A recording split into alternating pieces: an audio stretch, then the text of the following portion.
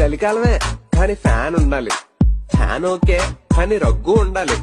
కళ్ళు దొబ్బే కానీ ఆ ఫోన్ చూడాలి. మళ్ళీ ఫోన్ లోనే సైట్ పోయి టిప్స్ చూడాలి.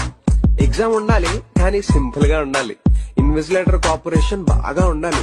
స్లిప్ తీసి రాస్తే చూసి చూడనట్టు ఉండాలి.